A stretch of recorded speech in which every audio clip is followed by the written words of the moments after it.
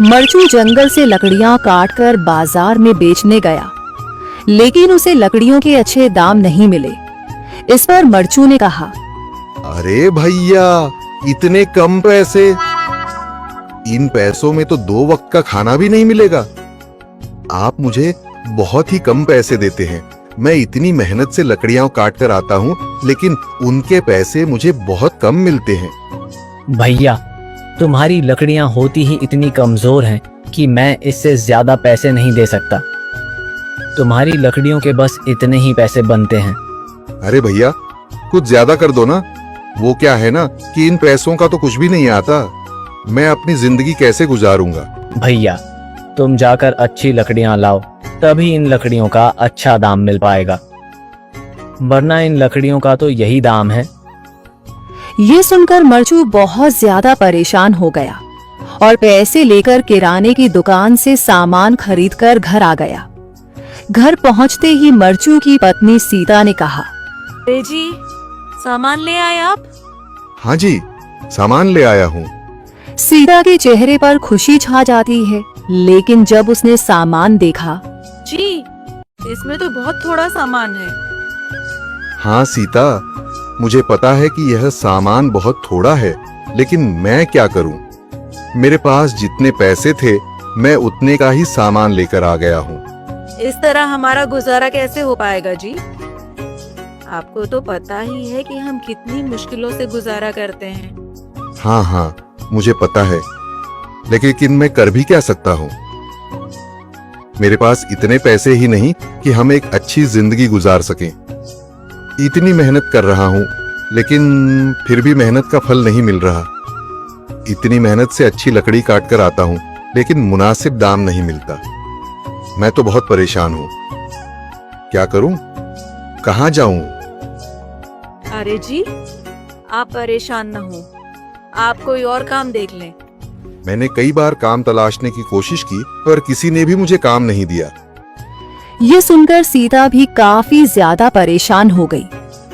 मरचू से सीता की परेशानी नहीं देखी गई। उसने अपनी पत्नी सीता से कहा, मैं फिर से जंगल की ओर जा रहा हूँ। अरे जी, अभी मत जाइए ना, वैसे भी शाम हो रही है। आप कल चले जाइएगा, अभी मत जाइए। ठीक है, अगर तुम रोक रही हो तो मैं नहीं जाता। मैं कल चला जाऊंगा। इसके बाद मरचू गांव में घूमने के लिए चला गया। तभी उसे एक आदमी मिला और उसने कहा, कहाँ जा रहे हो भैया? और सुनाओ, क्या हाल चाल है? जिंदगी कैसे गुजर रही है? अरे भैया, तुम्हें तो पता है कि लकड़ियां काटकर कैसे गुजारा होता है। हाँ भैया, तुम सही कह रहे हो। और आसपास के जंगलों में अच्छी लकड़ियां भी नहीं है। इसके लिए तो जंगल के अंदर जाना पड़ेगा। पर जंगल के अंदर तो काफी सारे जंगली जानवर होंगे। मुझे बहुत डर लगता है भैया, मैं जंगल में कैसे जाऊंगा? हाँ भैया, जंगली जानवर तो होंगे, लेकिन अच्छी लकड़ियां तो वहीं से ही मिलेंगी। ये सुनकर मरचू बहुत ज्यादा परेशान हो गया, लेकिन वह आदमी बिल्कुल ठीक कह रहा था। जंगल के किनारे की सारी लकड़ियां कट चुकी थीं। अब सिर्फ जंगल के अंदर ही अच्छी लकड़ियां बची थीं। अगली सुबह मरचू लकड़ियां काटने जंगल की ओर चल पड़ा। जंगल में आने के बाद मरचू ने कहा, अरे, यहाँ पर तो लकड़ियां ही नहीं हैं। वो आदमी सही कह रहा था, लकड़ियों के लिए तो जंगल के अंदर ही जाना पड़ेगा। और जंगल के अंदर जाना क्या सही रहेगा? मुझे तो बहुत डर लग रहा है, क्योंकि वहां पर तो काफी सारे जंगली जानवर होंगे जो खतरनाक होंगे। अगर आज मैं जंगल के अंदर नहीं गया तो मैं आज घर पैसे लेकर नहीं जा सकूंगा, और फिर जब पैसे नहीं होंगे तो गुजारा कैसे होगा? मरचू जंगल के बाहर खड़ा सोचता ही रहा और फिर उसने सोचा, अरे, यहाँ पर भी कोई मजबूत पेड़ दिखाई नहीं दे रहा जिससे मैं लकड़ियां काटकर घर ले जा सकूं।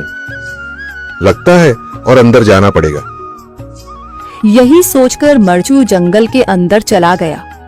अंदर जाने के बाद उसने इधर उधर पेड़ देखे, पर उसे कोई भी अच्छा पेड़ दिखाई नहीं दिया। यह सोचकर मरचू जंगल के और अंदर चला आया।